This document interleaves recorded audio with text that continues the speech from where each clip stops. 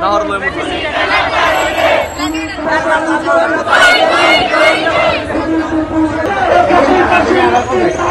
Kasihkan pasti saya.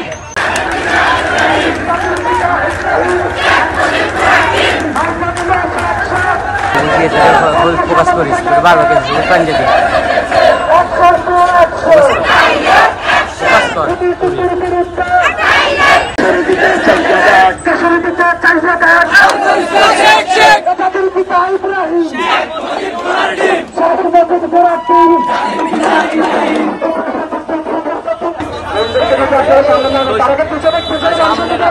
তারপর আমাদের লক্ষ্মীপুর কাশিনাতলী 1 নম্বর উত্তর আমসাদি ইউনিয়নে আরেকজন শহীদ ভাইয়ের লাশ আসছে।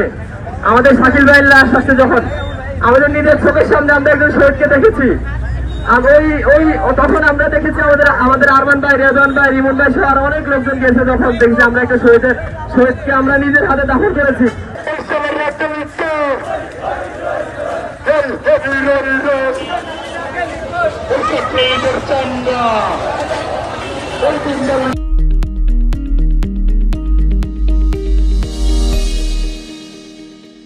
আমাদের এদিকে আসছে, এরা অনেক গুলি খাইছে। গুলি খাওয়ার পর আমাদেরকে ফোন দেওয়া শুরু করছে যে ভাই আমরা তো গুলি খাচ্ছি। পরবর্তীতে আমরা গিয়েছিলাম।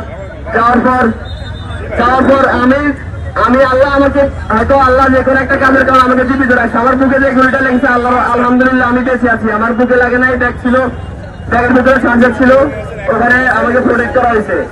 আর আমার পায়ের এক সাইড থেকে ঢুকে আরেক সাইডে বের হয়ে গেছে। এখানে এখন ইনফেকশন হয়ে গেছে, একটু ডেসি করাতে আসছি। সবাই একটু দোয়া করবেন যেন খুব দ্রুত সুস্থ হতে পারে। অবশ্যই আনন্দ মিছিল আমাদের জন্য আসে নাই, আমাদের জন্য আসে রাজপথ।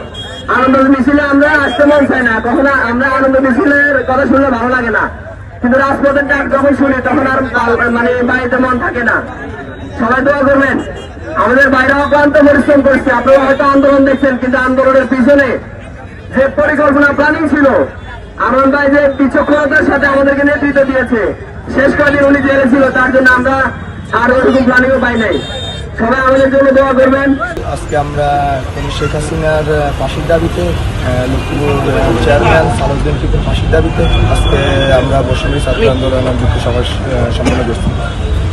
আমরা সকল আসামি যারা আমাদের শিক্ষার্থীর উপর হামলা চালিয়েছে, আমাদের 4 জন ভাই শহীদ হয়েছে এবং যারা এই হামলার সাথে জড়িত, আমরা সকলে ফাঁসি দাবি করছি। আন্দোলনের মাধ্যমে আমরা বিজয় পেয়েছি। স্বাধীনতা স্বাধীন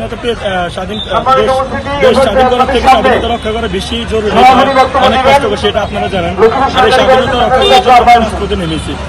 15 আগস্টকে কেন্দ্র করে, মানে আজকের দিনকে কেন্দ্র করে কিছু সন্ত্রাসী সারা বাংলাদেশে কিছু হাঙ্গামা তারা প্ল্যানিং করেছে। আর সেই প্ল্যানিং রুখে দেওয়ার জন্য আজকে আমরা লক্ষ্মীপুরে যত সমন্বয় করছি ছাত্র জনতা সবাই মিলে হাঙ্গামা থামানোর জন্য আমরা লক্ষ্মীপুরে এসেছি এবং আমরা রাস্তায় দেখা করেছি। আর আমাদের এই কর্মসূচি চূড়ান্ত বিজয় যখন পর্যন্ত আমরা না পাবো তখন পর্যন্ত আমরা আন্দোলন সংগ্রাম চালিয়ে যাবো।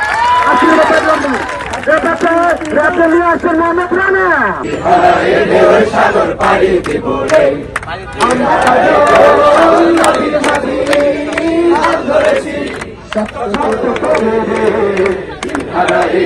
সাগর পাড়ি দিব রে।